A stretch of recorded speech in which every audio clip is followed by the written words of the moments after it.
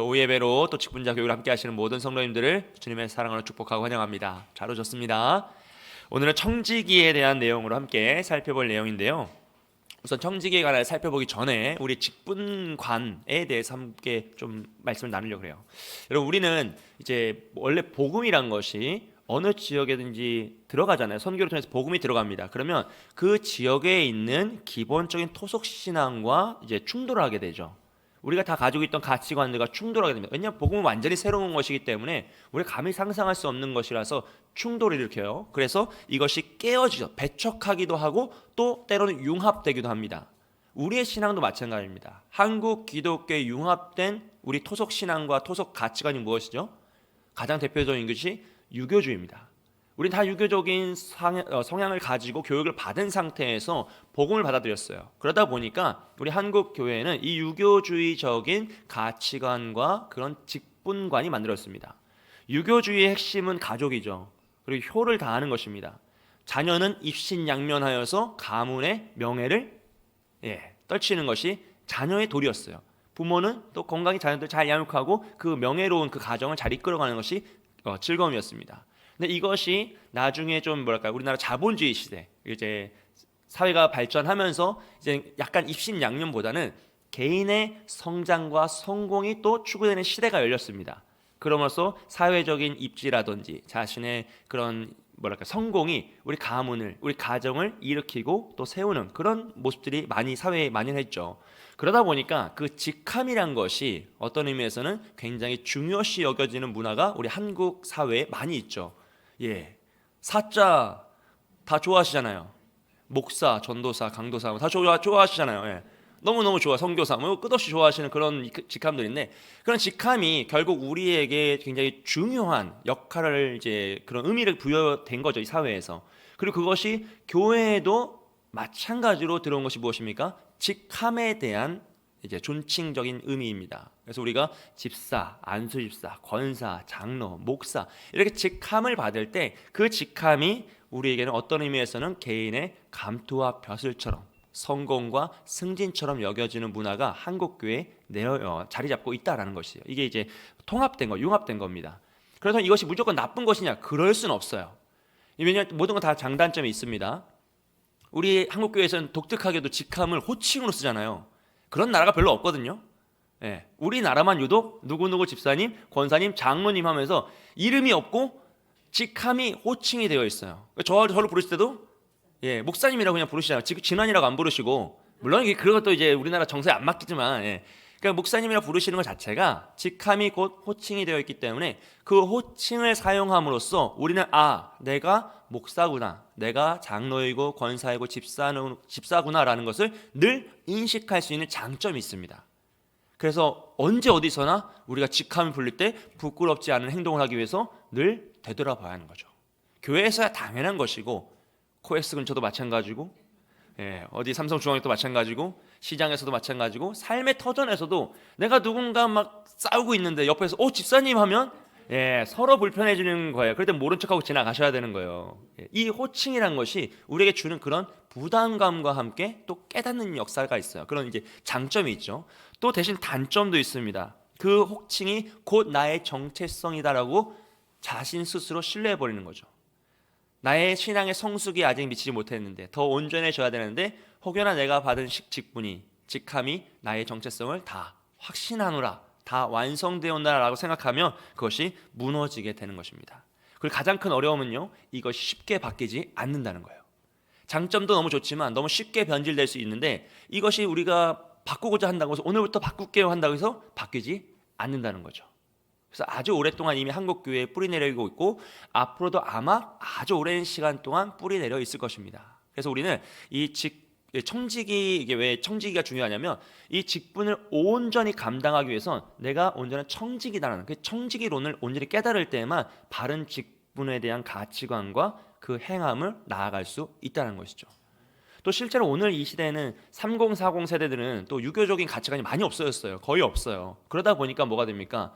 직함도 굳이 그리고 교회 안에서의 책임과 사명도 더 약화되고 있는 실정이죠. 그래서 젊은 세대에게도 이 청지기에 대한 가치관이 있을 때에만 직분 자체를 소중하게 생각할 수 있고 우리가 교회에서 맡은 바 역할을 잘 감당할 이 사명감을 가지고 감당할 수 있다라는 것이죠. 예, 그래서 우리가 청지기 의식이 올바로 있을 때에만 이 직분에 대한 바른 가치관과 올바른 가치 그 행함을 할 수 있습니다. 자, 이제 청지기에 대한 내용을 살펴보겠습니다. 첫 번째로 이제 청지기의 정의와 정체성인데요. 여러분, 청지기는 성경적으로 하나님의 재산을 맡아 관리하는 사람을 의미합니다. 그래서 이는 집을 관리하는 자 또는 관리인이라는 뜻이고요. 성경에서 청지기는 자신이 소유자가 아니라 관리인임을 분명히 하고 있죠. 그러므로 우리가 맡은 모든 것의 소유권은 하나님에게 있고요. 우리는 잠시 사용권과 관리의 책무를 맡은 자입니다. 그러니까 잠시 사용할 수 있는 권한이 주어진 거예요. 이건 모든 것이기 때문에 나의 생명과 나의 물질과 건강과 지식과 지혜와 능력 모든 것을 다 상징합니다. 다 내 것이 아니라 하나님의 것이고 나는 잠시 사용하고 관리하는 권한을 부여받은 자이죠. 청지기는 모든 것이 하나님의 소유임을 인정하고요. 주어진 것을 하나님의 뜻에 따라 신실하게 사용해야 합니다. 이런 청지기의 정체성은요, 하나님의 소유권에 대한 인식에서 시작됩니다. 시편 23편 1절 말씀 우리 함께 읽겠습니다. 시작. 땅과 거기에 충만한 것과 세계와 그 가운데에 사는 자들은 다 여호와의 것이로다. 아멘. 이 말씀은요, 우리의 생명과 재능과 물질, 시간 모든 것이 다 하나님의 것임을 보여주죠. 그것을 인정하며 나아갈 때 우리는 청지기가 될 수 있습니다. 만약 이것이 인정되지 않으면 우리는 청지기에 대한 바른 이해와 인식을 할 수가 없게 되는 거죠. 왜냐하면 내 것과 하나님의 것이 나누어지기 때문이에요. 그래서 우리가 가진 모든 것은 하나님께 받은 것이며 우리는 단지 그것을 관리하는 자일 뿐이다. 그럼 하나님은 왜 인간을 청지기로 창조하셨느냐라는 건데요. 오늘 우리가 읽었던 창세기 1장 27절부터 28절 말씀은 인간이 청지기 직분의 기초를 제시하고 있어요. 왜 하나님이 우리를 청지기로 세우셨는지 또 어떤 역할을 맡기셨는지 이런 거죠. 인간은 단순한 피조물로서 존재하는 것이 아니라 하나님과의 관계 안에서 세상을 관리하고 보존해야 한다라는 것이죠. 즉 하나님의 대리인으로서 하나님께서 특별히 구별하셔서 우리에게 청지기로서의 사명을 맡기셨습니다. 그러면 우리는 어떻게 하느냐? 인간의 창조 목적은 하나님을 영화롭게 하고 그분의 뜻을 이루는 것이죠. 즉 이 땅에서 생육하고 번성하여 땅을 충만하고 땅을 정복하고 다스리고 지키고 보호하는 역할을 감당하는 것입니다. 그러니까 오늘날 비혼주의나 결혼할 자녀를 낳지 않으면 이 땅에 생육하고 번성하는 걸 못하게 되는 거예요. 즉 청지기론에서 어긋난 겁니다. 우리 존재 자체에서 어긋나는 것이에요. 그렇기 때문에 이 비혼주의라든지 자녀를 낳지 않는 그런 가치관과 문화는 너무나 사실 위험하고 잘못된 것이죠. 또 더 나아가서 이 세상을 방관해서도 안 됩니다. 그렇죠. 야, 우리 가족만 지키면 될 대로 되라 이러면 안 된다는 거예요. 나라와 민족을 위해서 기도해야 되는 것이고 환경 보호를 위해서 애를 써야 되는 것이고 모든 사회적인 문제에 관심을 가지며 참여하고 기도하며 나아가야 되는 것이죠. 왜냐하면 이 땅을 지키고 보호하고 다스리는 것이 우리에게 주어진 하나님의 청지기 사명이기 때문입니다. 그것을 감당할 때 우리가 하나님께 영광을 올려드리는 것이죠. 이런 청지기의 책임은요, 청지기로서 우리는 첫 번째 책임은 하나님의 뜻에 순종하는 것입니다. 이는 삶의 모든 영역에서 하나님의 영광을 위해 살아가는 것을 의미하죠. 고린도전서 6장 10절에서 갑으로 산 것이 되었으니 그런즉 너희 몸으로 하나님께 영광을 돌리라 라고 말씀하고 있어요. 즉 하나님께서 우리를 값주고 사셨기 때문에 우리는 하나님의 것이 되었죠. 그러니 우리는 하나님의 영광을 위해서 주인의 마음에 합한 종의 삶을 살아야 한다는 것입니다. 그래서 우리의 시간과 재능, 물질 그리고 몸까지도 하나님의 영광을 위해서 사용할 수 있어야 한다는 것이고요. 또한 청지기는 신실함과 정직함으로 책임을 다해야 합니다. 누가복음 6장 10절에서 지극히 작은 것에 충성된 자는 큰 것에도 충성되고 지극히 작은 것에 불의한 자는 큰 것에도 불의하니라 라고 했어요. 이거는 여러분 삶에서 만나시는 관계 속에서도 다 느끼시는 거잖아요. 작은 일에 성실한 사람이 나중에 더 큰 성실을 이루죠. 오늘 최선을 다해서 살지 않는 사람이 내일 열심히 살겠다는 건 거짓말이라는 걸 다 알잖아요. 그러니까 자녀들이 공부를 나중에 하겠다는 거 안 한다는 거 다 알잖아요, 우리. 그래서 속아줄 뿐이죠. 그러니까 이런 거 동일하다는 거. 우리 신앙에서도 마찬가지인 거죠. 우리가 오늘 성실하게 작은 일에 충성한 자가 하나님 맡기신 더 큰 일을 감당해낼 수 있다라는 것을 알 수 있습니다. 여러분, 그렇다면 좋은 청지기와 나쁜 청지기의 기준은 무엇입니까? 바로 주인의 마음에 합하게 행동하느냐 아니면 자기 마음대로 행동하느냐, 그 차이인 거예요, 결국은. 여러분, 결국 그 차이입니다. 우리가 주인의 마음에, 우리가 하나님을 주님으로 모신다면 그 주님의 마음에 합하게 행동하는 자가 좋은 청지기입니다. 유능함과 탁월함이 아니에요. 무능하고 미련할 수도 있습니다. 부족할 수도 있어요. 은사는 다 다르니까요. 그러나 우리가 충성되이 주인의 마음에 합하게 행동한다면 그것 자체가 좋은 청직이다라고 칭찬을 받는다는 것이죠. 그럼 우리에게 주어진 모든 것들 중에서 오늘 특별히 네 가지 살펴볼 건데요. 첫째는 시간입니다. 우리는 시간의 청지기이죠. 시간의 청지기는 하나님께서 주신 시간을 하나님의 뜻에 따라 사용하는 것을 말합니다. 하나님 모든 인간에게 동일한 24시간이라는 하루를 주셨어요. 그러면 시간이 없다? 너무 바빠서 못한다라는 건 핑계라는 거죠. 할렐루야. 예. 여러분, 시간이 없을 수 있습니까? 시간은 내 게 아니에요. 시간은 하나님의 것이고 시간은 우리가 손댈 수 없는 거예요. 그러니까 시간은 늘 있어요. 내가 그 시간을 어떻게 사용하느냐는 거죠. 시간은 늘 정확하게 주어집니다. 그런데 내가 어떻게 사용하느냐에 따라서 달라지는 거죠. 그러니까 시간이 너무 빨리 가시는 분들은 뭐 하시면 돼요? 금식을 하시면 돼요. 그럼 한 시간이 하루처럼 길어져요. 이해되시죠? 한 이틀만 굶으면 시간이 그렇게 안 가요. 예, 그렇게 길어요. 시간이 없다라는 건 사실은 핑계라는 거죠. 너무 바빠서 뭐뭐 할 수 없다는 건 사실 핑계입니다. 여러분, 운전을 하는데 기름이 떨어진 거예요. 근데 너 운전하기가 너무 바빠가지고 기름을 안 넣었어. 그런 사람이 있습니까? 없습니까? 없다는 거죠. 우리가 인생을 살아가는데 너무 바빠서 정말 중요한 일을 못한다, 정말 가치 있는 일을 못한다는 건 우선순위가 맞지 않다는 겁니다. 이것은 마치 기름이 떨어졌는데 운전하기가 너무 바빠서, 갈 길이 너무 바빠서 기름을 넣지 않는 행위와 동일한 미련함의 모습이라는 거죠.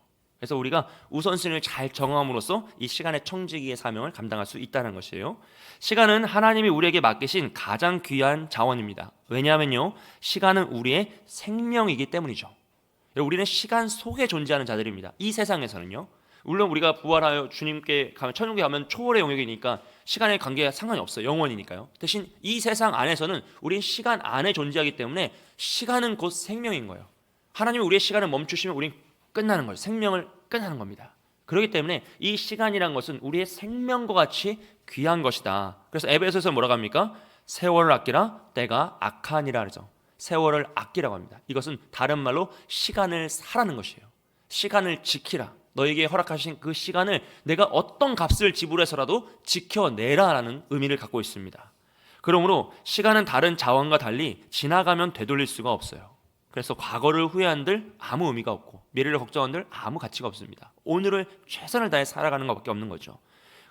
따라서 시간은 모든 청지기 자원 중 가장 소중한 자원입니다. 우리의 생명이기 때문이죠. 그래서 우리가 시간을 어떻게 사용하느냐는 우리의 신앙과 가치관을 반영합니다. 시간을 하나님께 헌신하며 살아가는 것은 우리의 영적 성장과 사역의 열매에 직결이 됩니다.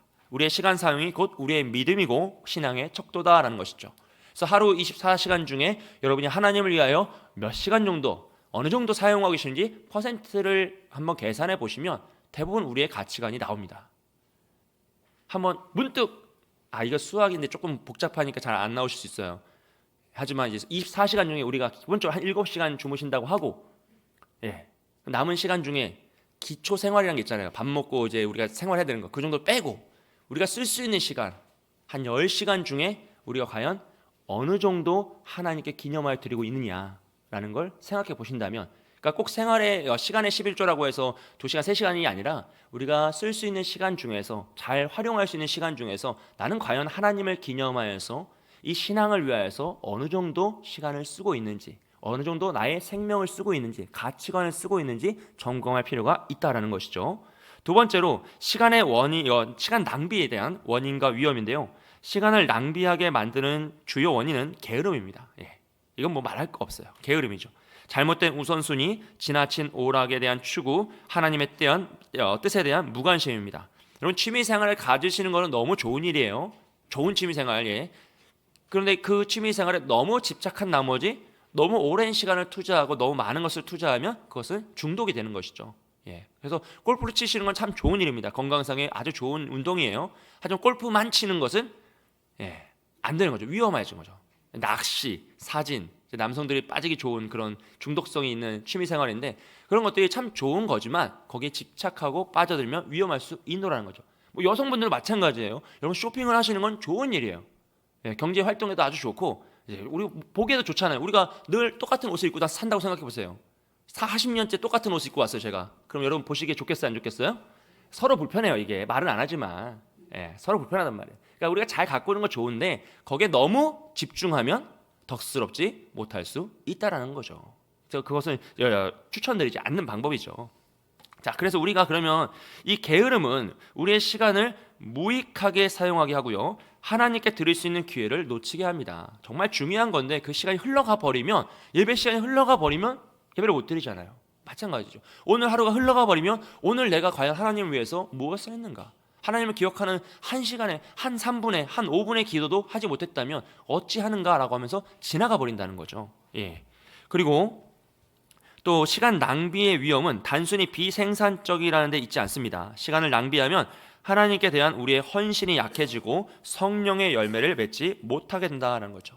결과적으로 우리의 삶은 하나님의 영광을 드러내지 못하며 이웃을 섬기지 못하는 삶으로 변질될 수 있습니다. 그래서 우리가 이 시간을 잘 사용한다는 건 단순히 지혜롭게 잘 살아간다는 것이 아니라 내 생명을 바쳐 무엇을 살 것이냐, 내 생명과 같은 시간을 사용하여서 어디에 집중할 것이냐, 우리 인생의 가치가 달린 문제이기 때문에 시간을 잘 사용한다, 이 낭비를 하지 않아야 한다는 것이고요. 그럼 세 번째로 시간을 올바르게 사용할 수 있는 방법은요, 이제 우선순위의 문제입니다. 첫째로 하나님께서 기뻐하시는 방식으로 시간을 사용하려면 올바른 우선순위를 세워야 되는데요, 첫째, 하나님과의 관계가 최우선이어야 합니다.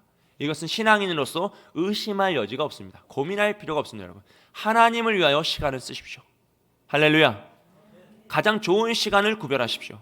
가장 좋은 시간, 가장 편한 시간, 여러분이 쓰시기에 가장 집중할 수 있는 시간을 하나님께 드리십시오. 그러면 하나님도 여러분의 인생에 복 주시고 은혜 주시고 깨닫게 하시는 역사로 함께 하신다는 거죠. 둘째로, 가족과 이웃을 돌보는 데 시간을 투자하셔야만 합니다. 이게 우리 사회에서 성공주의로 나아가면서 이 부분이 굉장히 약했어요, 사실은. 그러다 보니까 가정이 무너지기도 하고 오늘날 가정이 아름답지 못하는 결과도 사실 있습니다. 또 목회자의 가정들도 사실 어려움을 많이 당했던 게 이 두 번째, 가족과 이웃을 향한 시간을 투자하지 않았기 때문이거든요. 참 안타까운 일이죠. 하지만 우리는 이것을 반드시 실천해야 됩니다. 왜냐하면 여러분, 이것이 바로 하나님 사랑과 이웃 사랑이기 때문이에요. 그러니까 시간을 쓰지 않고 내가 그 사람을 사랑한다, 거짓말인 거예요. 거짓말입니다, 여러분. 시간을 써야 돼요. 우리가 부모님을 사랑하고 자녀를 사랑하면 어떻게 되죠? 함께하는 시간 자체를 만들어야 돼요. 물론 사랑은 계좌로 통하지만 그것만으로 안 된다라는 거죠. 예, 그거는 안 돼요, 여러분. 그것만으로 되는 것이 아니라 함께하는 시간, 같이 접촉하고 만지고 서로 스킨십하면서 그런 사랑을 나눌 때, 서로 함께하는 그 시간을 만들 때 하나님 사랑과 이웃 사랑으로 나아갈 수 있다라는 것이에요. 그리고 세 번째로는 자신의 재능과 은사를 사용하여 교회와 사회를 섬겨야 합니다. 이 사회와 민족과 나라와 민족을 위해서 헌신하는, 교회를 위해서 헌신하는 시간이 반드시 구별되는 것이죠. 왜냐하면 나 하나만 살아가는 것이 아니기 때문입니다. 이 나라와 민족을 위해서 기도하시고 헌신하는 시간, 무엇이죠? 다스리고 지키고 보호하는 청직의 역할을 감당할 수 있는 시간이 필요하다는 것이죠. 네 번째로, 시간을 계획적으로 사용해야 한다는 것입니다. 왜냐하면 바쁜 일 하다 보면 하루가 금방 가요. 그러시죠? 그럼 내일도 바쁜 일이 있을까 없을까요? 예, 더 많이 쌓여 있어요. 내일은 더 있어요. 그 다음 날은 더 있어요. 내년은 더 한가할까요? 그렇지 않다는 것이죠. 그렇기 때문에 우리가 계획하지 않으면 휩쓸려 갑니다. 바쁜 일에 휩쓸려 가다 보면 집중할 수 있는 시간을 놓치게 되고 소중한 것을 함께 할 수 있는 시간을 놓치게 되죠. 그래서 반드시 계획을 세우고 하셔야 된다는 거죠. 네 번째로, 시간의 청지기로서의 결단인데요, 시간은 하나님께서 우리에게 맡기신 선물입니다. 생명이죠. 우리는 시간의 청지기로서 이 선물을 하나님의 영광을 위해 사용해야 합니다. 이는 단순히 시간을 낭비하지 않는 것뿐만 아니라 우리의 모든 시간을 하나님께 드리는 자세로, 하나님의 영광을 위하여 사용하는 자세로 살아간다는 것을 의미하죠. 즉, 나의 생명을 팔아 무엇을 살 것인가, 영원한 것을 위해 영원하지 않은 것을 포기할 수 있는 지혜가 있어야 한다라는 것이죠. 제가 사역을 하다 보면 바쁠 때가 있잖아요. 그럼 저희 자녀들과 못 놀아줘요. 왜냐면 제가 당장 바쁘니까 일하고 또 설교 쓰고 뭐 하다 보면 시간이 필요하니까요. 그러면 하루 이틀 3일 정도 지나면 아이들이 컴플레인을 합니다. 정식적으로 회의를 요청해요. 뭔가 잘못됐다 지금. 왜 우리랑 안 놀아주냐 하면서 정식적으로 얘기를 해줘요. 그럼 제가 경각심을 갖죠. 이렇게 하면 또 반동이 일어나니까, 반란이 일어나니까 안 된다. 민심을 잡기 위해서 알았다고 그러면 내가 놀아주겠다 해요. 그러면 어떻게 하죠? 제가 설교를 쓰다가도, 일을 하다가도, 제가 일을 해야 될 시간에 하다가도 딱 시간이 약속된 시간이 되면 집에 들어가서 아이가 놀아줘야 돼요. 1시간이라도 놀아주고, 아니면 코엑스 가서 또 한 바퀴 돌고 선물 하나 사주고 민심을 풀고, 예, 다시 집에 들여보내고 저는 다시 밤에 나와가지고 또 일을 하는 거예요. 그게 맞다라는 거예요, 여러분. 왜냐하면 그걸 안 하고 그걸 무시한 채 내가 내 일에 집중하고 이것이 중요하다고 해서 중요한 일에 쏠림 현상으로 나아가면 나중엔 방향성을 잃어버린다는 거죠. 균형 감각이 사라져요. 그래서 우리에게 주어진 이 시간이라는 것은 생명같이 중요한 것이기 때문에 정말 잘 사용해야 합니다. 첫째로는 하나님을 위하여서, 둘째로는 이웃을 위하여서. 어떻게 합니까? 먼저 가족과 사랑하는 친지들과 이웃들, 친구들요. 이웃을 다 잘 섬겨야죠. 그 섬김에 시간이 반드시 필요한 거예요. 그리고 나서 나라와 민족과 우리 교회와 우리 모든 것들 계획적으로 잘 사용할 수 있어야 한다라는 것이 시간의 청지기입니다. 여러분, 생명이 주어진 것이 시간입니다. 그 귀한 시간을 오늘 무엇을 위해 쓰실 것인지, 앞으로 무엇을 위해 쓰실 것인지 청지기로서 하나님이 나에게 그것을 왜 주셨는지 잘 분별하여 사용할 수 있어야 한다라는 것이죠. 세 번째로 이제 은사입니다. 은사의 정의와 본질은요, 은사는 하나님께서 성도에게 주신 특별한 능력이나 재능으로 교회와 세상을 섬기기 위해 주어진 선물이죠. 베드로전서 4장 10절 말씀을 함께 읽겠습니다. 시작. 각각 은사를 받은 대로 하나님의 여러 가지 은혜를 맡은 선한 청지기 같이 서로 봉사하라. 아멘. 이것은요, 은사가 단지 개인적인 유익을 위해 주어진 것이 아니라 공동체의 유익을 위해 주어졌다라는 것을 의미해요. 그리고 이제 각각 은사를 받은 대로잖아요. 그러니까 모든 사람은 다 다른 은사를 받았다는 것이거든요. 그리고 은사에서 제일 우리가 조심스러운 것이 비교하고 우월의식과 피해의식을 갖는 거예요. 똑같습니다, 여러분. 하지만 제가 오전에 말씀드렸던 것처럼 우리의 인생이라는 그 경기를 사는 거예요. 그 트랙을 뛰는 거거든요. 근데 심지어 이 트랙은요, 방향이 다 달라요. 잘 생각하십시오. 우리가 100명이 같은 방향으로 쭉 달리면 1등부터 몇 등까지 나옵니까? 100등까지 나오죠. 근데 100명이 다 다른 방향으로 뛰면 뭐만 나오죠? 1등만 나오는 거예요. 이해되시죠?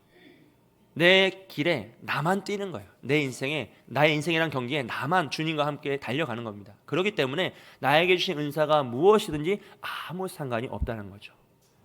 은사의 목적은 공동체를 세우고 하나님의 영광을 나타내는 것이에요. 그래서 이 은사는 누가 좋은 은사, 대단한 은사 그게 아니라 은사를 가지고 어떻게 활용하였는지를 점검받는 것이지 어떤 은사를 받았냐고 점검받지 않는다는 것이에요. 심지어 은사가 없을 수도 있어요. 하지만 내가 충성되게 살아가면 그 사람은 정말 칭찬받는 착하고 충성된 종이 되는 것이죠. 그렇기 때문에 내가 받은 은사와 능력에 집중하면 넘어집니다. 비교하게 됩니다. 그래서 내가 이 은사를 어떻게 활용할 것인지, 잘 충성되게 그 감당할 것인지에 집중할 때 우리는 온전하게 그 길을 달려갈 수 있다는 것이죠. 자, 은사에 대한 잘못 사용할 때 문제점인데요. 은사를 잘못 사용할 때 발생하는 문제는 자만심과 비교, 그리고 공동체의 분열입니다. 이건 고린도 교회에서 이미 다 나타났던 모습들이죠. 누가 너를 남달리 구별하였느냐? 내게 있는 것 중에 받지 아니한 것이 무엇이냐라고 말합니다. 즉, 너는 특별하지 않다. 누가 널 특별하다고 했냐? 너가 가진 모든 것은 다 하나님 주신 것이 아니냐? 그런 자랑하지 말라라는 말씀인 거죠. 모든 은사가 하나님께로부터 온 것임을 상기시킵니다. 은사를 자랑하거나 자신의 이익을 위해 사용할 때 은사는 더 이상 하나님의 도구가 아니라 개인의 유익을 위한 도구로 변질되죠. 이것을 오늘 오전 말씀에서는 외식이라 하는 것입니다. 하나님의 영광을 위해 사용하지 않고 나의 이익과 유익을 위해서 사용하는 것이죠. 거짓됨이죠. 또한 다른 은사를, 사람의 은사를 시기하거나 자신의 은사를 과소평가하는 건 역시 문제입니다. 그것 또한 잘못된 것이죠. 은사는 비교의 대상이 아니라 서로를 세우기 위한 도구입니다. 은사를 잘못 사용하는 결과는 공동체의 분열과 갈등으로 이어질 수 있다는 것이죠. 그래서 이 부분을 지난주 수요일에 이영호 목사님이 수요예배 때 너무 잘 설교를 했어요. 그래서 이 부분을 꼭 제가 들어보시라고 말씀드리려고 했는데 그날 유튜브가 고장 나가지고 녹화가 안 됐어요. 참 슬픈 일이에요. 그래서 한 번 더 녹화를 할까 하다가 또 이제 일이 되니까 참 죄송스러운데 어쨌든 저는 참 잘 들었어요. 걱정하지 마세요. 저는 많이 은혜 받고 잘 들었으니까 수요예배 참석하시면 은혜가 있습니다. 여러분 다 은사가 다르잖아요. 저희가 교육자들 다 은사가 다르고 저랑 이영호 목사님 다르고 또 고전사님 다르시고요. 고전사님이 가진 은사를 제가 상상도 할 수 없는 그런 은사들이니까 너무너무 이제 좋은 은사니까 그런 은사들을 잘 활용하면 교회가 어떻게 되죠?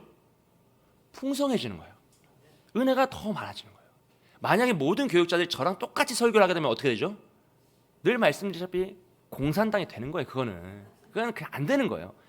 교육자가 스타일이 다 다르고 목회 이제 방향성이야 우리 목적이 같겠지만 스타일이 다르고 설교하는 방식이 좀 다르고 말씀을 풀어내는 형식이 다 다르면 다채롭습니다. 그럼 그 말씀을 듣는 성도님들이 더 많은 은혜를 누릴 수 있는 거예요. 그러니까 너무 좋은 거죠. 그러니까 이 은사가 다양한다는 건 하나님께서 그 교회와 그 공동체를 축복하신 겁니다. 다양한 은사가 모이고 다양한 은사가 하나 되어서 하나님의 영광을 드러낼 때 하나님의 역사가 나타나는 것이죠. 너무 감사한 일이죠. 그래서 여러분 꼭 기도하실 때 나에게 주신 걸 감사함으로 받으셔야 돼요. 이후에도 말씀드리겠지만 올바른 이제 은사 사용에선 겸손히 나의 것을 인정해야 됩니다. 나에게 주신 것이 약하고 작을 수도 있어요. 괜찮습니다. 나만에게 주시는 것이기 때문에 그것만으로 가장 크고 능력이 나타날 수 있다는 것이죠. 그래서 나에게 주신 그 은사를 감사함으로 받으시고 그 이후 어떻게 됩니까? 그것을 발견하여 노력할 필요가 있다는 것이죠. 내가 없지 않거든요. 그런데 내가 무관심하면 깨달지 못할 때가 있어요. 하나님에게 엄청난 은사를 주셨는데 무관심하거나 가치 없게 여기면 어떻게 되죠? 활용할 수 없고 깨닫지 못할 때가 있다는 것이죠. 그래서 세 번째로 보시면 은사를 올바르게 사용하기 위해서는요, 먼저 겸손히 인정하고 그것을 발견하려는 노력이 필요합니다. 나에게 주신 은사는 무엇일까? 나에게 주신 하나님의 특별한 능력은 무엇일까? 나는 무엇으로 교회 공동체를 섬길 수 있을까? 고민을 하고 기도를 하면 하나님이 깨닫게 하신다는 거죠.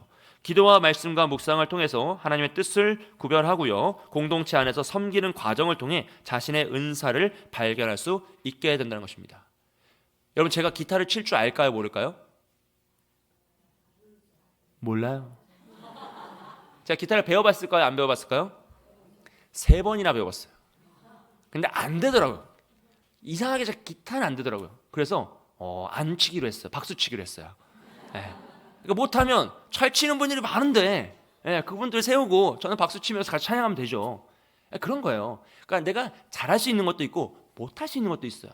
당연한 거죠. 모든 사람이 완벽할 수는 없으니까요. 완전한 사람은 없으니까요. 그러면 내 연약함은 또 잘하는 분들에게 맡기고 나는 또 잘할 수 있는 걸로 잘 섬기면 이게 덕스러운 아름다운 결과를 만들어 내더란 것이죠. 그러니까 연합하지 않으면요, 이 은사는 빛을 못 발합니다. 한 조각 한 조각 한 퍼즐로는 완성된 퍼즐을 만들 수가 없어요. 그래서 아름다운 하나님의 교회 공동체는 우리 많은 은사를 모인 자들이 모여서 함께 어떻게 합니까? 겸손하고 서로를 인정함으로써, 또 특별히 여기서 은사를 사용함에 있어서 중요한 원칙은 사랑입니다. 이 사랑이 없이 모든 은사는 능력이 없어요. 아무 가치가 없는 거죠. 고린도서 13장은 은사가 사랑 없이 사용될 때 아무 소용이 없음을 경고하고 있습니다. 사랑은 은사의 사용 목적과 방향성을 결정하는 기준이죠. 오직 사랑입니다. 사랑으로 더 공동체를 세우기 위해 내가 기도하는 것이고 능력을 나타내는 것이고 헌신하는 것이고 힘을 떨치는 것이죠. 내가 힘이 있어서 떨치는 것이 아니라 사랑으로 공동체를 세우기 위함이다라는 것을 알 수 있습니다. 자, 네 번째로요, 은사의 청지기로서의 결단은요, 은사의 청지기는 받은 은사를 하나님의 뜻에 따라 사용하기로 결단하는 것을 의미하죠. 이는 자신의 은사를 발견하고 교회와 세상에서 그것을 최대한 활용하여 하나님 나라에 확장하는 데 기여하는 것을 포함합니다. 은사의 청지기로서 우리는 모든 것을 하나님께 돌리며 겸손한 자세로 섬김에 임해야 한다라는 것이죠. 여러분 우리가 최후 심판을 받을 때요, 하나님께서 우리에게 확인하시는 것은 네가 어떤 은사를 받았냐가 아니라 너는 그 은사를 가지고 어떻게 활용하였느냐라는 것이죠. 우리가 얼마만큼 시간을 받았느냐가 아니라 그 시간 동안 어떤 열매, 그 시간을 어떻게 활용하였느냐라는 것을 이제 우리가 평가를 받게 되는 것입니다. 최후의 심판에서 우리는 항상 그 마지막 결산의 때가 있거든요. 청지기는 하나님이 우리에게 맡기신 모든 것을 자신감 있게요, 책임감 있게 사용하고 또 책임감 있게 결산을 해야 돼요. 결산의 준비가 필요합니다. 이 결산은 성경에서 최후 심판이라고도 하고 마지막 결산이라고도 합니다. 결국 우리는 우리가 받은 것을 어떻게 활용할지, 어떻게 잘 충성되게 감당할지를 고민해야 한다는 것입니다. 자, 네 번째로 이제 물질의 청지기인데요, 모든 물질은 하나님의 것이다 하는 거죠. 물질의 청지기는 하나님의 소유권을 인정하는 데서 출발합니다. 그러나 하나님의 소유권을 가장 인정하기 힘든 부분이 바로 이 물질입니다. 왜 그렇죠? 이 물질을 버는 게 너무 힘들기 때문이죠. 우리가 구약시대에 출애굽 백성들처럼 아침에 일어났더니 로켓 배송으로 만나가 와 있고 메추라기가 날아다녀서 그냥 손 잡아서 먹고 하면 아무도 이 물질에 대해서 어려움을 갖지 않습니다. 하지만 오늘 이 시대에 만나와 메추라기가 오지 않잖아요. 그리고 실제로 이스라엘 백성들도 가나안 땅에 입성하였을 때 만나가 메추라기가 끊기잖아요. 그때부터 그들은 물질에서 흔들리기 시작해요. 하나님의 것을 기억하지 않습니다. 구제하지 않습니다. 원래 11조와 구제는 하나님의 율법이었어요. 그런데 지키지 않는 거예요. 왜요? 돈 벌기가 너무 힘든 거예요. 예. 그전에는 목축업이니까 가만 놔둬도 애들이 막 새끼를 확 나가지고 막 대부가 됐어요. 하나님이 그렇게 해주셨어요. 근데 가나안 땅에 입성해 보니 농경지대란 말이죠. 근데 이스라엘 백성들은 목축업에 능한 자들이었어요. 그러니까 이 농경시대에 그들이 농사를 짓는 것은 쉽지 않은 일입니다. 피땀 흘려서 소출을 얻어야 되는 거예요. 그러니까 그것을 하나님의 것을 기념하는 게 너무 힘들더라는 거죠. 즉 우리가 오늘날 이 시대에 물질을 버는 것이 가만 앉아있어 돈이 막 쌓이면 누가 헌신을 안 하겠어요. 누가 하나님의 것을 기억하지 않겠습니까? 그런데 우리가 밤낮으로 일하여서 힘들게 벌다 보니 그것이 나의 것이다 라는 마음이 생기는 거죠. 하지만 여러분 여기서 우리가 존재에 대해서 깨달아야 되는데요. 종이 어느 날 나가서 열심히 일해가지고 소출을 많이 얻었어요. 그 소출은 누구의 것입니까? 종의 것이에요? 주인의 것이에요? 그 주인의 것이죠. 우리는 하나님의 종입니다. 그러므로 우리가 이 세상에서 열심히 살아서 얻은 모든 것을 주인인 하나님의 것이다 라는 것을 기억해야 되는 거죠. 이게 물질의 청지기에서 가장 중요한 부분 중에 하나입니다. 소유권과 사용권을 기억하는 것입니다. 하나님의 모든 것은 소유권은 하나님께 있고 하나님이 잠시 우리에게 사용권을 허락하신 거예요. 그럼 주인은 작은 일에 충성된 자에게 더 큰 일을 맡기기 때문에 우리에게 허락된 작은 이 물질이라는 것을 잘 사용하는 자에게 하나님은 더 큰 능력을 허락하여 주신다. 이것마저 잘 사용하지 못하면 하나님 더 큰 것을 맡길 수가 없는 거예요. 왜요? 오히려 올무와 책망이 되기 때문이죠. 그래서 물질은 여러분 굉장히 작은 부분입니다. 너무 중요하지만 그렇게 큰 의미를 부여하시면 걸려요. 넘어집니다. 그래서 물질에 오히려 자유할 수 있도록 기도하시면서 이것에서 더 훈련 받으시면서 자유를 해내셔야 되만 이제 더 큰 은혜로 나아갈 수 있는 것이죠. 자, 마찬가지로 물질은 많든 적든 하나님께서 주신 것을 어떻게 사용하는지가 중요하다는 거죠. 그러므로 부자여도 잘못 사용할 수 있고 가난하여도 바르게 사용할 수 있습니다. 또 안타까운 것은 오늘날 가난한 부자가 너무 많아요. 이게 뭐냐면 실제 돈은 없는데 돈에 매여 있는 사람을 가난한 부자라고 하거든요. 그러니까 부자는 그래도 돈이라도 많아서 돈에 매여 있는데 가난한데 돈이 실제 없는데 돈에 매여 살아요. 그러면 이 사람은 마음은 부자인 거예요. 이미 부자의 성경에서 말하는 부자는 돈에 집착하여 사는 사람을 부자라고 합니다. 돈이 많고 적음이 아니에요. 하나님보다 돈이 우선될 때 그건 부자입니다. 그러니까 천국에 들어가기가 힘든 거죠. 마찬가지로 돈은 없는데 돈에 매여 살아버리면 더 비참한 인생을 사는 거예요. 자유할 수가 없는 거죠. 그래서 우리는 이것에서 어떻게 자유할 수 있는가라고 하면 결국 이 모든 것이 하나님의 것이라는 것을 인정해야 됩니다. 그래서 물질의 많고 적음이 아니라 결국은 어떻게 활용할 것인지, 어떻게 하나님의 목적을 위해 사용할 것인지가 중요한 것이죠. 두 번째로 물질의 사용 목적인데요. 하나님은 물질을 주실 때 그 목적을 분명히 했어요. 첫째로는 하나님 나라를 확장하는 데 사용합니다. 먼저 그의 나라와 의를 구해하는 것이죠. 둘째로는 가족과 이웃을 돌보며 사랑을 실천하는 것입니다. 시간과 동일합니다, 여러분. 하나님을 위하여 기념하고 이웃을 사랑하면서 가족을 잘 돌보면서, 그러니까 가족을 돌보지 않고 하나님의 영광을 위해서 막 이렇게 나가는 것도 여러분 잘못된 것이에요. 그래서 여러분 헌신을 하실 때 반드시 부부는 상의하셔야 됩니다. 이해되시죠? 심지어 믿지 않는 남편과 부인일지라도 상의를 하셔야 됩니다. 왜냐하면 가정은 하나로 묶여있기 때문에 내가 불받았다고 해가지고 갑자기 예금 헐어가지고 헌금하면 큰일 나는 거예요. 그거는 옳은 방법이 아니다는 거죠. 하나님 그런 강권적인 마음을 주셔서 헌신할 때도 있어요. 살다 보면 그런 날이 있습니다. 하지만 그때에도 반드시 가정에서는 함께 상의하고 의논하고 기도하고 행함으로 나아가야 되는 것이죠. 이게 올바른 방법입니다. 첫째로는 하나님을 위하여서, 둘째로는 가족과 이웃을 섬기기 위해서, 셋째로는 자신의 필요를 적절히 충족시키는 것이죠. 자신을 위해서도 반드시 사용해야 됩니다. 잘 가다듬어야 되겠죠. 그 모든 사용은 하나님의 뜻에 따라서 이루어져야 합니다. 마태복음 6장 21절에서 내 보물 있는 그곳에 내 마음도 있느니라 라고 했어요. 즉 오늘 우리의 보물이 있는 곳에 우리의 마음이 있는 것이죠. 이건 너무나 다 잘 아시는 거죠. 여러분 예금이 어딘가 묶여 있어요. 근데 갑자기 뉴스에서 막 거기가 막 무너진다고 하면은 마음이 편해요, 안 편해요? 안 편하죠. 달려가야 되잖아요. 달려가서 빨리 인출해야 되잖아요. 금괴에 숨겨놓은데 막 땅을 판다고 하면은 속상하잖아요. 그러니까 결국은 우리가 어디에 마음을 쓰고 있냐는 우리의 보물이 있는 곳이라는 거예요. 예. 그래서 우리가 자녀들에게 마음을 쓰는 이유는 뭐예요? 자녀들에게 내 보물이 있기 때문이죠. 당연한 거죠, 여러분. 그런 모든 것들은 다 연결되어 있습니다. 그래서 우리의 보물이 어디에 있는지 우리의 마음을 살펴보면 되죠. 그래서 물질은 우리의 마음을 가장 잘 표현하는 것 중에 하나다. 예. 아까 시간과 마찬가지로 물질은 우리의 마음을 잘 표현하는 방법 중에 하나입니다. 세 번째로 물질을 잘못 사용할 때 그럼 위험은 무엇이냐라고 하면 물질은 축복이 될 수도 있지만 시험이 될 수도 있습니다. 그래서 디모데전서 6장 10절에서 돈을 사랑함이 일만하게 뿌리가 되나니 이것을 탐하는 자들은 미혹을 받아 믿음에서 떠나 많은 근심으로써 자기를 찔렀도다라 그래요. 돈을 사랑하는 것이 일만하게 뿌리가 되어서 믿음에서 떠나버렸다고 합니다. 여러분 성경에서 하나님과 대적자로 쓰이는 것 중에 하나가 만몬이죠. 돈의 신이죠. 예.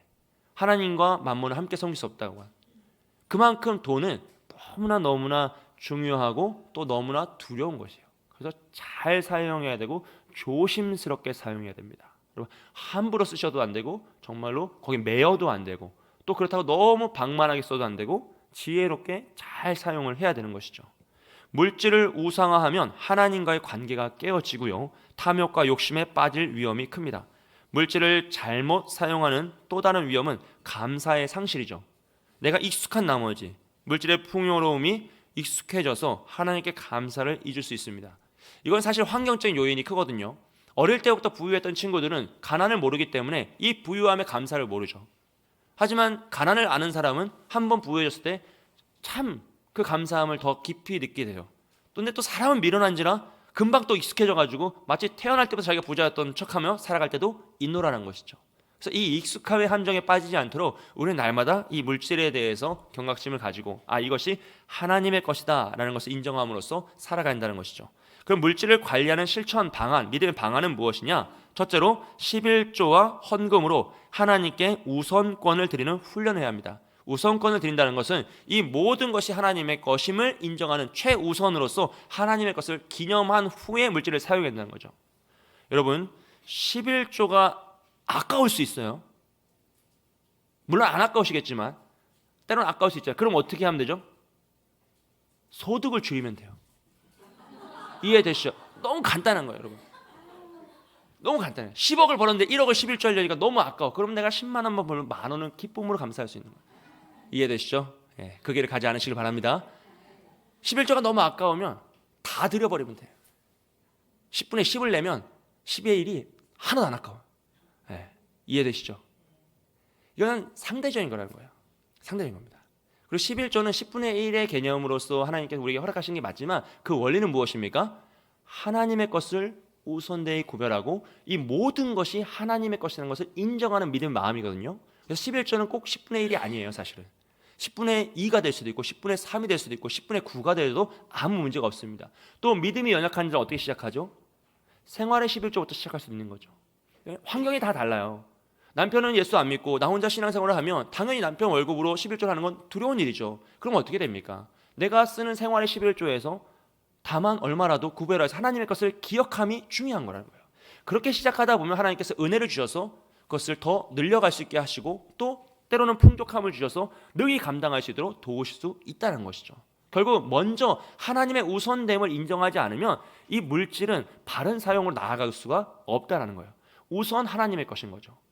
사례를 받거나 우리가 무슨 물질의 풍족함을 누릴 때 우선 하나님 것을 기념하고 기억하여 떼어놓고 나머지에서 활용을 해야지 내 것 쓸 거 다 쓰고 이번 달은 쉽지 않다 하면서 패스하면은 안 된다라는 거. 예. 그리고 나서 어떻게 하죠?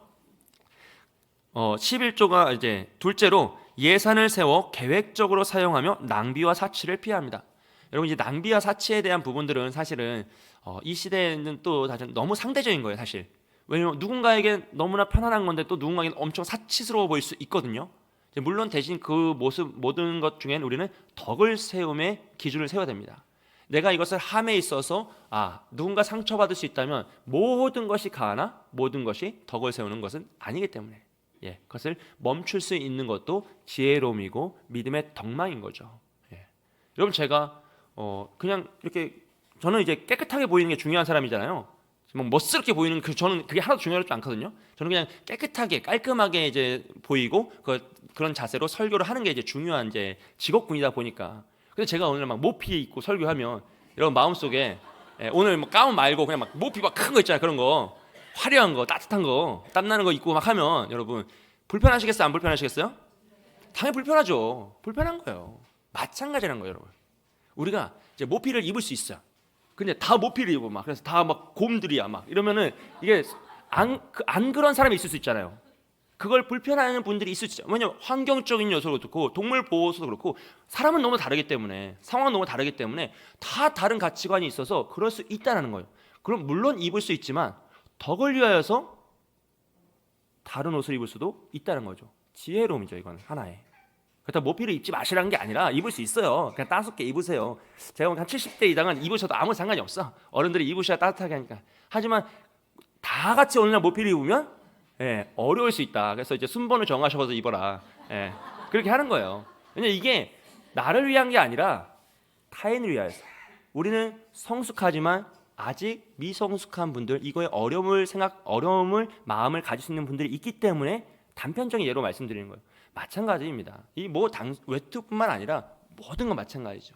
이 사치의 영역이란 건 오늘날 사실은 사치의 영역이 너무 넓어졌어요. 옛날에는 다 같이 없이 살 때는 조금만 좋은 거 있어도 야 대단하다 했는데 이젠 그 편차가 너무 크다 보니까 이것은 뭐 말할 수 없지만 결국 그 근본적인 정신은 무엇입니까? 타인에게 덕을 세우기. 우리 교회 공동체 안에선 믿음이 연약한 성도들을 덕을 세우기 위해선 내가 어떤 자세로 보여줘야 될까라는 것도 중요하게 생각할 수 있어야 한다는 거죠. 그 다음 세 번째는요, 가난한 자와 약한 자를 돕는데 마음을 열어야 합니다. 이거 오늘 제가 충분히 말씀드렸던 것 같아요. 구제를 하지 않고 내가 하나님을 사랑한다, 이웃을 사랑한다, 거짓말이라는 거예요. 오늘 이 물질주의 시대 속에서 물질을 헌신하지 않고 내가 온 마음과 정성을 다해서 헌신한다, 거짓말하는 것입니다. 물질주의 시대는 물질로 헌신하여서 그 마음을 변화시켜야 되는 역할이 있는 거죠. 결국 물질의 청지기직은 우리의 신앙과 직결된 문제입니다. 물질을 어떻게 사용하는지는 우리의 영적 상태를 반영하고요, 하나님을 향한 헌신과 감사와 정직의 척도가 됩니다. 여러분, 정직이라는 단어에 여러분 꼭 집중했으면 좋겠어요. 우리가 어떻게 해서 그 사람이 정직한 사람인지 볼 수 있습니까? 물질입니다. 제일 보기 좋고 제일 확실한 게 물질입니다. 물질에 정직하지 않은데 그 사람이 정직하다? 그럴 리가 없습니다. 그럴 리가 없어요. 왜냐하면 물질은 가장 기본적으로 우리의 마음이 가장 많이 쓰는 부분이기 때문에 물질에 오늘 우리가 어떻게 사용하느냐가 결국 우리의 정직의 척도를 볼 수 있는 가장 좋은 모습인 거죠. 이거는 사람을 써보신 분들은 다 아실 거예요. 부하 직원이건 관계이건 모든 관계 속에서 사람을 써보고 그 사람이 물질에 정직하다? 그럼 그 사람은 더 많은 걸 맡겨도 전혀 마음이 불편함이 없어요. 근데 거기서 딱 걸린다 하면 절대 다른 걸 맡길 수가 없게 되는 거죠. 마찬가지입니다. 하나님도 마찬가지라는 것이죠. 물질에 우리가 이 정직의 척도가 된다는 것이죠. 자, 마지막으로 제일 중요한 복음의 청직입니다. 이런 복음의 청직이란 하나님께서 주신 구원의 메시지를 맡아 보존하고 세상에 전파하는 책임을 가진 자를 의미합니다.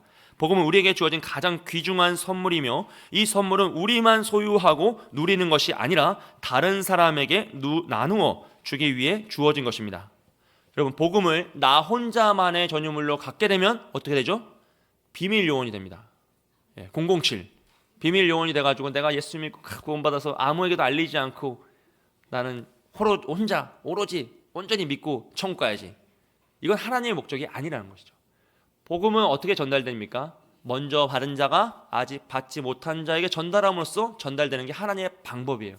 제자의 방법이고 하나님의 원리입니다. 그렇기 때문에 우리가 오늘 복음을 받아들였다면, 누군가 전해준 그 복음을 듣게 되었다면 나는 반드시 그 복음을 전해야 할 사명이 있는 것이죠. 이게 복음의 청직의 모습입니다. 이 선물은 우리만 소유하고 누린 것이 아니라 다른 사람들에게 나눠주게 돼 있어요. 디모데후서 1장 14절에서 우리 안에 거하시는 성령으로 말미암아 내게 부탁한 아름다운 것을 지키라 했어요. 복음이죠. 부탁한 아름다운 것, 주 예수로서 향하는 복음입니다. 이 복음의 청직이란 단순히 복음을 듣고 믿는 자가 아니라 그것을 충실히 보존하고 삶으로 실천하며 전하는 자를 의미합니다. 이 책임은 모든 그리스도인에게 주어진 것이며 이를 통해 하나님 나라가 확장된다는 것이죠. 복음을 믿는 자의 책임은요, 오늘 우리의 책임이죠. 특별히 세 가지인데요. 첫째로 복음을 보존해야 합니다. 복음은 시대에 따라 변하지 않는 하나님의 진리입니다. 우리는 복음을 왜곡하거나 희석시키지 않고 성경에 기록된 그대로 보존해야 합니다. 성도에게 단번에 주신 믿음의 도를 위하여 힘써 싸우라 라고 권면하고 있다는 것은 복음의 순수성을 지키기 위해서 우리는 노력을 해야 한다는 것을 강조하는 것이죠. 그런데 오늘 이 시대에 복음을 번증하고 복음을 보존하기 위해서 애쓰시는 분들은 누구죠? 교수님들밖에 없어요, 사실. 왜냐하면 교회가 이 역할을 안 해요. 관심이 없어요. 우선. 시대적으로 교회의 흐름이라는 게 많이 바뀌었거든요. 예전에는 다 이제 뭐랄까요, 정식 그리고 이제 전통적인 예배 형식을 지켰죠. 그리고 2000년대 초반 되면서 이제 열린 예배, 찬양 예배 막 이게 부흥했잖아요. 이게 이머징 처치라고 해가지고 문화적인 요소를 집어 넣어야 된다. 그것을 배제하면 안 된다라고 해서 아주 전 세계에서 유행했던 이제 형식입니다. 그러면서 찬양과 찬양 집회와 열린 예배, 뭐 다쳤던 적이 없는데 다 열린 예배라고 하면서 열린 예배 이름 짓고 이런 식으로 막 예배를 만들었어요. 그 다음에는 교회 형식도 바뀌고 무교회주의도 많아지고 무형식 예배도 많아지고 그 이후에는 예배 아니라 이제 교회 자체가 변화했죠. 그래서 교회 공동체가 아예 이제 교회 장소는 사실 교회가 아니지만 장소를 떠나서 카페 목회를 하시는 분들도 많아지고요. 시대적인 트렌드에 따라서 그런 변화들이 계속되고 있어요. 그런데 이게 그냥 단순하게 예배 형식의 변화가 아니라 이건 신학의 변화예요. 신학이 변해야지만 이런 예배 형식이 변화되고 성경의 말씀의 해석이 변화되거든요. 이건 시대적인 변화예요. 근데 그걸 가지고 첨예하게 고민하고 의논하고 논쟁하는 분들은 교수님들도 별로 없어요, 사실. 왜냐면 이건 연구비를 줘야지만 할 수 있는 건데 교회들이 그걸 돕지 않으면 교수님들이 어떻게 아이들, 학생들 가르치면서 또 개인의 사비로 연구를 할 수는 없잖아요. 그러다 보니까 굉장히 도태되는 경향이 있죠. 그리고 시류에 휩쓸립니다. 이쪽으로 가면 쭉 가고 저쪽으로 가면 쭉 가고 그러다 보면 교회가 점점점 방향성을 잃어가게 되는 거죠. 여러분, 오늘날 우리나라에 지금 이변이 생기니까 뛰어나가잖아요, 사람들이. 그래서 어떻게든 그걸 지켜내려고 막 애를 쓰잖아요. 그런 열심이 교회 안에 있어야 한다는 거예요. 교회의 흐름이 뭔가 잘못되고 교회의 흐름이 뭔가 잘못된 것 같다, 이거는 좀 방향성이 안 맞는 것 같다라고 하면 어떻게 되죠? 모여서 기도하고 그걸 바꿔달라고 요청하고 안 되면 찾아가서 총회에 가서 의논하고 그 일을 해야 되는데 아무도 안 해요. 그리고 심지어 아무도 몰라요. 우선 몰라서 안 해요. 알면 할 텐데 관심이 생각보다 없어요. 이게 우리가 복음이라고 해서 단순하게 예수 믿고 구원받는다 그게 아니라 정말 어떻게 예수를 믿을 것인지, 믿음이란 것이 다 다르거든요. 사람마다 생각하는 믿음이. 구원도 다 달라요. 그런 것들을 어떻게 하면 더 온전하게 보존할 것인지를 고민해야 되는데 그 부분을 사실은 한국 교회들이, 그 개교회들이 많이 놓치고 있는 거죠, 사실. 그래서 우리가 이것을 더 깨어 기도하면서 이 부분에서 신경을 써야 한다는 것이고요. 두 번째로는 복음을 삶으로 나타내야 합니다. 복음은 단지 입으로만 전하는 메시지가 아니라 우리의 삶을 통해 드러나야 하는 진리이죠. 그래서 너희 빛을 이 사람 앞에 비치게 하여 그들로 너희 착한 행실을 보고 하늘에 계신 너희 아버지께 영광을 돌리게 하라. 우리의 선행과 삶의 변화는 복음을 증거하고 진리를 증거하는 강력한 증거가 되죠. 즉 우리가 입술로 전하는 것은 제가 아무것도 안 남는다고 말씀드렸죠. 입술로 전하는 건 하나도 남지 않아요. 결국 삶으로 전해야지만 남는 것이죠. 제가 이제 늘 마음속에 품고 기도하는 분 중에 한 분이 이제 미산빌딩 조사장님이거든요. 제가 늘 간증하지만 그분을 제가 만나려고 계속 이제 저녁마다 산책하면서 우연히 마주치고 있단 말이에요. 한두 번씩 일부러 저는 일부러 무조건 교회로 와요. 왜요? 우리 교회이기도 하지만 우리 교회 옆에 또 미산빌딩 있으니까 조사장님 밤에 혼자 계실 때가 있어요. 그럼 우연히 마주치려고 이제 마주치는 거예요. 그냥 한두 번 되다 보면 우연이고 한 10번, 20번 되면 인연이 되는 거예요. 그걸 만들어내는 거예요. 그냥 계속 365일 돌다 보면 언젠가 만나겠지 하면서 그런 마음을 기도하면서 또 언젠가 저분이 함정에 빠졌을 때 내가 가서 구출해 줘야지, 하나님께서 그런 기회를 주시겠지, 이런 마음으로 가는 거죠. 그러다 보면 어찌 압니까? 우리가 어떻게 알겠어요? 하지만 그걸 계속 반복하면 제가 집에만 있으면 못 만나는 건데 나오면 만날 수도 있는 거잖아요. 그러니 계속 반복하는 거죠. 그러다 보면 어떻게 됩니까? 이 복음이 입술로는 소용이 없어요.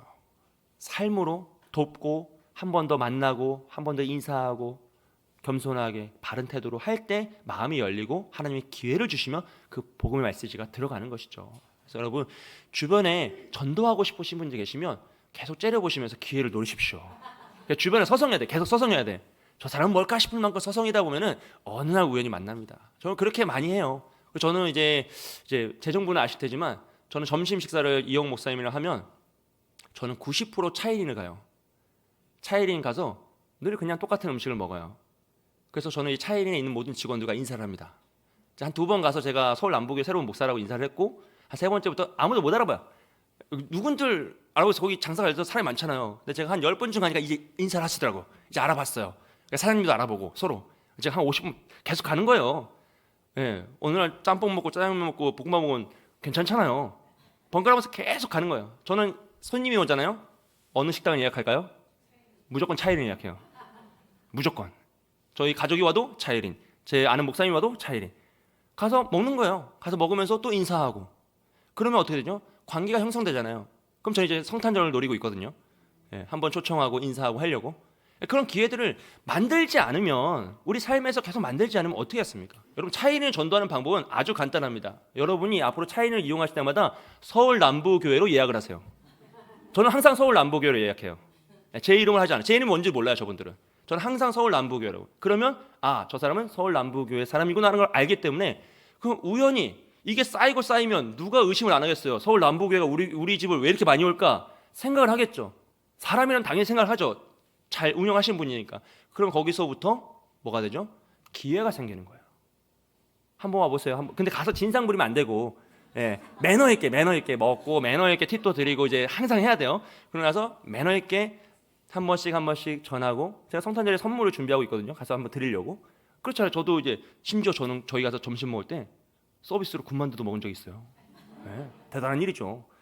그렇게 계속 관계를 맺다 보면 하나님 분명 기회를 주신다는 거죠. 여러분, 그걸 하셔야 되는 거예요. 삶으로 아주 간단합니다. 너무, 그러니까 식당 분들을 전도하는 건 너무 간단해요. 가서 계속 먹으면 돼요. 한 2년 먹으면 누군가 다 의심하게 돼 있어요. 저 사람은 뭐길래 우리 집을 왜 계속 올까? 예, 그러면 그때 또 복음을 전하고 같이 전도의 기회를 삼는 거죠.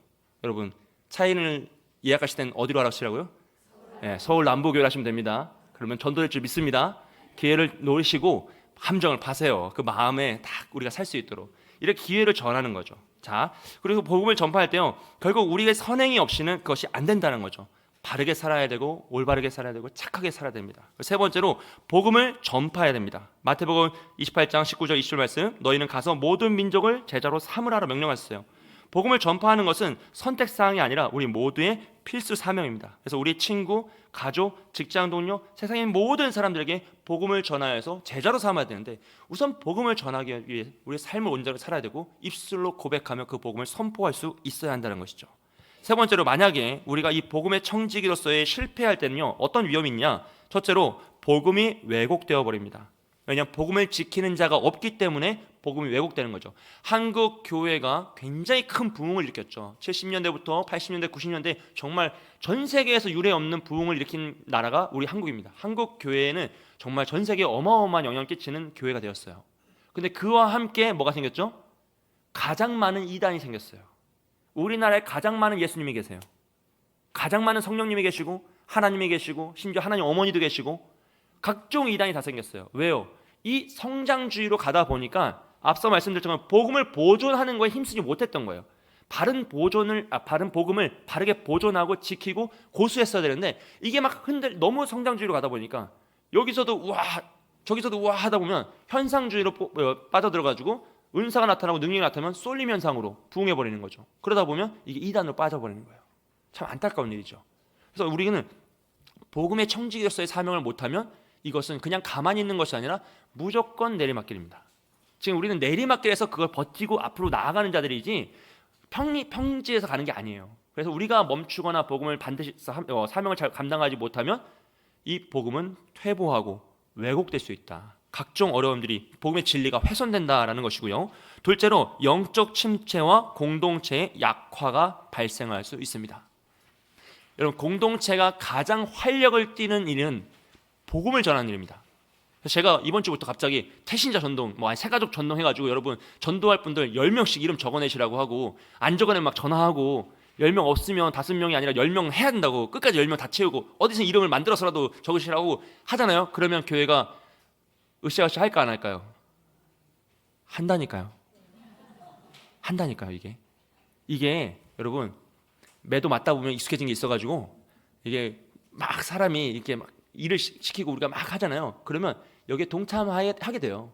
이게 3명 적는 게 어렵잖아요. 근데 10명 적으라고 하면 3명 적는 게 쉬워져요. 이해되시죠? 50명 적으시라고 하면 10명 적는 거뜬히 적는다니까요. 그리고 복음을 전하시라고 계속 훈련드리고 우리가 데모가처럼 찬양 부르고 막 으쌰으쌰 해가지고 계속 전도를 붐을 일으켜서 막 하잖아요. 그러면 교회가 으쌰으쌰 해줘요. 그게 어렵지 않다는 거예요. 왜냐하면 복음은 살아있는 하나님의 말씀이기 때문에 이게 강제건 어쨌든 저쨌든 전하기 시작하잖아요. 그럼 살아 움직이는 게 느껴져요. 내가 억지로 전했는데 사람이 변화돼 버렸어요. 그럼 내가 도전을 받을까요, 안 받을까요? 받는다니까요. 나는 숙제하려고 전도지를 나눠줬는데 그 중에 한 명이 와버린 거예요. 야, 이걸 받고 오는 사람이 있네? 내가 놀라는 일이 일어난다는 거죠. 오늘날 노방전도를 통해 예수를 믿는 사람이 아직도 있습니다. 예수 천당 불신지어 우리가 그렇게 싫어하는 그 메시지를 듣고 예수 믿는 사람이 있습니다. 그분들의 간증이 있단 말이에요. 그러니까 우리가 안 할 뿐이지 복음의 역사는 여전히 살아있고 숨쉬고 능력이 나타나는 거예요. 그러니까 즉 우리가 이 복음을 계속 전하면 교회 공동체는 살아 숨쉬게 돼요. 반대로 우리가 복음을 전하지 않으면 우리끼리 아무리 좋아도 교회 공동체는 침체될 수밖에 없어요. 왜냐하면 복음의 역사가 생명의 역사이기 때문에 생명이 없는데 어떻게 그 가정이 복되고 충만하며 그 기쁨이 넘치겠습니까? 부부가 사랑하여 살 수 있죠. 하지만 더 열받는 일도 많고 기쁜 일도 많으려면 뭐가 있어야 돼요? 자녀가 있어야 되죠. 부부가 부모가 돼야 되죠. 그 부모는 자녀는 많을수록 좋아요? 적을수록 좋아요? 많을수록 좋아요. 그래서 셋이니까 아주 그냥 너무 좋아요. 쉴 틈이 없어요. 근데 다행인 건 저희 주변에는 넷 있는 가정도 있고 김대환 목사님은 넷이래요. 아우 대단하셔 정말. 그런 거죠 여러분. 생명의 역사가 일어나야지만 그 가정이 생명력 넘치는 거예요. 더 기쁜 거예요. 마찬가지입니다. 우리가 복음을 청지기로서 실패하면요 영적인 침체와 공동체의 약화는 막을 수가 없습니다. 이건 우리끼리 좋다고 우리끼리 막 힘내자고 되는 게 아니에요. 오늘 2부 예배 때 김대환 성도님이 세례 받으시니까 좋으시죠? 할렐루야. 여러분에게 집에 계시는 남편들도 다 세례받기를, 여러분의 자녀들도, 우리의 모든 전도의 대상자들도 다 이런 역사가 일어나길 축복합니다. 상상만 해도 기분이 좋잖아요. 그런 일들이 한 명, 두 명 생긴다고 생각해보세요. 얼마나 힘차겠습니까? 얼마나 능력 있겠습니까? 이게 복음의 능력이거든요. 그래서 이거는 어떻게든 하면 되고 어떻게든 하면 하나님이 우리를 불쌍히 여겨서라도 이 능력을 나타내시거든요. 그러니까 이 복음을 놓치면 사실 모든 걸 놓쳐버린다라는 그런 것이에요. 세 번째로 복음의 청지기를 실패하면요 전도의 길을 잃어버리게 됩니다.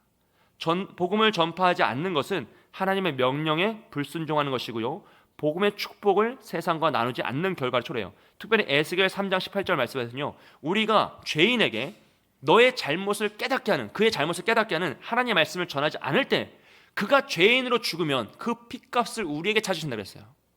이해되시죠? 우리 주변에 악인이 있어요. 근데 그 악인을 우리가 잘 깨닫게 해서 복음을 전하여서 그가 악에서 벗어나야 되는데 우리가 전했는데 안 벗어나는 건 어쩔 수 없어요. 하지만 내가 무시하고 전하지 않아서 그가 악인으로 죽으면 그는 그의 죄로 심판을 받는 거지만 하나님은 그 핏값을 우리에게 찾으신다고 했어요. 하나님 우리에게 맡기시고 기회를 주셨는데 우리가 복음을 전하지 않아서 그가 회복되지 못했기 때문이죠. 두렵고 떨리는 말씀입니다, 여러분. 그래서 우리는 끝까지 복음을 잘 지켜나가는 거죠. 그렇다면 어떻게 하면 복음의 청지기로 살아갈 수 있느냐? 첫째로 복음을 배우고 묵상해야 됩니다. 여러분, 복음을 보존하기 위해서는 먼저 복음의 의미와 그 깊이를 알아야 돼요. 말씀을 깨달아야 되죠. 그래서 말씀을 꾸준히 읽고 묵상하며 신앙의 기본 교리를 배우는 것을 포함합니다. 모든 성경은 하나님의 감동으로 된 것으로 교훈과 책망과 바르게 함과 의로 교육하기에 유익하니 라고 말씀해요. 성경을 통해서 우리는 복음의 진리를 온전히 깨달을 수 있어야 한다는 것이죠. 그래서 제가 내년도 사역을 계속 구상하고 기도하는 중에 내년도에 저는 이제 말씀 중심으로 가는 그 사역의 방향성을 정했거든요. 그래서 말씀, 통독, 온 성도가 함께 말씀을 읽고 묵상하는 훈련을 하고 함께 말씀 안에서 풍성히 살아가는 그런 한 해를 만들어 보려고 애를 쓸 거예요. 그래서 함께 성경 읽으시고 훈련 받으시고 그 말씀을 묵상하시면서 진짜 복음이라는 것이 이렇게 넓고도 깊고도 위대한 거구나라는 걸 체험해야지만 우리는 그것을 감당하며 나아갈 수 있다는 것이죠. 두 번째로 복음을 삶으로 실천합니다. 앞서 말씀드린 것처럼 복음을 전하기 전에 우리는 먼저 복음의 가치를 우리의 삶에 실천해야 돼요. 이웃사랑, 용서, 겸손, 정직, 그런 것들을 입술로 어떻게 전할 수 있겠습니까? 오로지 삶으로요. 오로지 삶으로 그 실천함으로써 구체적인 행동을 통해서 우리가 복음의 능력을 삶으로 보여줄 때 복음은 더 큰 설득력을 가진다는 거죠. 그래서 여러분, 이웃들과 싸우면 돼요, 안 돼요? 안 돼요, 여러분. 싸우지 마세요. 절대로. 요즘 뭐 사실 만나지도 않아서 싸우지도 않지만 마주치더라도 얼굴 붉힐 일이 있더라도 넉넉한 마음으로 그냥 가라고 하세요. 이제 뭐 모르는 데서는 괜찮은데 이제 아파트에서 누가 내 차를 살짝 긁었어요. 그럼 어떻게 해야 돼요? 보험사 바로 불러요? 112 신고합니까? 그냥 차가 상하지 않은 정도면 넉넉한 마음으로 괜찮다고, 그럴 수 있다고. 범퍼는 원래 부딪히라고 있는 거라고. 예, 원래 범퍼의 목적이 그거잖아요. 예, 그냥 가라고 하시면 돼요. 제가 교회 근처에서, 우리 교회는 아니고 이전 교회 사역할 때 교회 근처에서 제 차를 한 3분인가 긁혔어요. 다 이웃이죠. 다, 그러니까 모르는 사람이에요. 얼굴은 일면식이 없는 분들이었어요. 제가 뭐라 그랬을까요?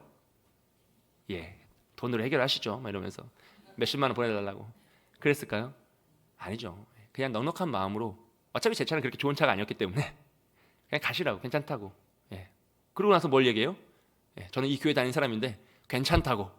예. 이해되시죠? 그게 중요한 거예요. 내 목적은 그게 중요한 거예요. 저는 이 교회 다니는 사람인데 목사라고 할 필요도 없어요. 그냥 저는 이 교회 성도인데 괜찮다고. 예, 저희도 여기 가끔 저희끼리 주최할 때 부딪히면 그냥 넘어간다고 넉넉한 마음으로 이해해 주시면, 그냥 이렇게 해주시면 뭐가 됩니까? 덕스러움이 되고, 우선은 그분의 마음속에 어느 날 그게 은혜로 꽂혀버리면, 하나님이 그걸 사용하시면 그걸 누가 빼겠어요? 그런 기회를 만들어내는 거죠. 차 긁힌 거 어차피 안에 타면 밖은 보이지도 않잖아요. 예, 빨리 내리고 집에 가면 돼요. 외부를 그렇게 열심히 볼 필요가 없어요. 우리는 내부나 깨끗이 써야지. 예, 고민하지 마세요. 편안하게 이렇게 사랑을 실천하시면 충분히 전도의 기회를 만들 수 있다, 여러분.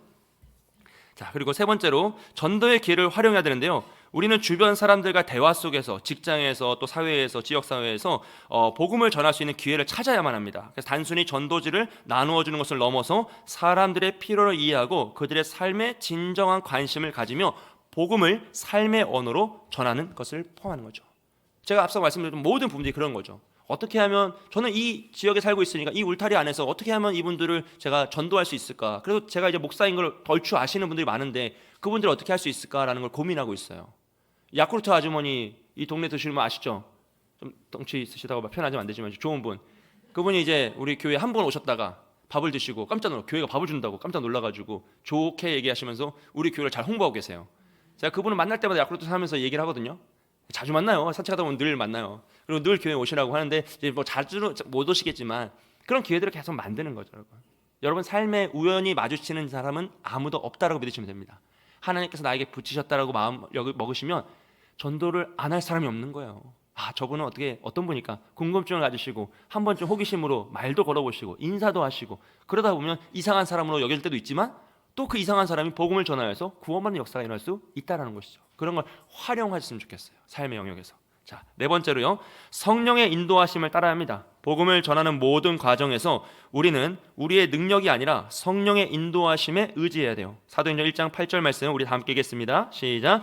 오직 성령이 너희에게 임하시면 너희가 권능을 받고 예루살렘과 온 유대와 사마리아와 땅끝까지 이르러 내 증인이 되리라 하시니라. 아멘. 여러분, 성령의 도우심 없이는 아무 일도 일어날 수 없습니다. 성령의 도우심이 없는데 무엇인가 일어났다는 것은 굉장히 큰 화와 올무가 될 수도 있습니다. 그래서 반드시 기도를 하셔야 되는 거예요. 기도하지 않았는데 능력이 나타났다? 문제가 있는 거예요. 기도를 해야 되는 거죠. 하나님 말씀을 붙잡고 기도함으로써 하나님의 능력이 나타나야 되는 거고, 하나님의 역사가 나타나면 성령의 도우심의 역사가 나타나야 되는 거죠. 그래서 우선 기도입니다. 그래서 중지자분들은 특별히 깨어 기도하시고 우리 금요 밤 기도에 함께 하셔서 기도해 주시고 다음 세대를 축복하는 자리에 꼭 함께 해주셨으면 좋겠어요. 그러니까 기도 없이는 안 됩니다, 여러분. 제가 누차 말씀드리는 거예요. 기도해야지만 우리가 깨어날 수 있고 다른 잠들어 있는 영혼을 깨어날 수 있게 하는 거죠. 잠든 자는 깨울 수 있지만 깨어 있는 척하는 자는 뭐라고 했지? 잠든 자는 깨울 수 있지만 제가 까먹었어요. 이걸 언제 한번 써야지 하고 기억하고 있었는데 까먹다니 슬픕니다. 적어놓을 걸. 자, 다섯 번째, 복음의 청지기로서의 결단입니다. 복음의 청지기는 우리의 정체성과 사명에 깊이 연결되어 있습니다. 우리는 복음을 보존하고 삶으로 나타내며 세상에 전파하는 책임을 다함으로써 하나님의 영광을 드러내야 한다는 것이죠. 여러분, 청지기는 앞서 말씀드린 것처럼 주인의 것을 맡아서 책임 있게 관리하는 자이고요, 책임 있게 결산해야 합니다. 청지기가 관리만 하고 결산을 안 하면 무능한 자가 되고 무책임한 자가 되죠. 그래서 우리는 우리의 인생에 허락하신 모든 것을 잘 사용하여 책임 있게 쓰고 주님 앞에서 책임 있게 결산을 해야 됩니다. 저는 그것을 굉장히 두렵고 떨림으로 준비하는 마음이 있거든요. 주님께서 나를 부르시는, 제가 언제 부름 받을지 모르잖아요.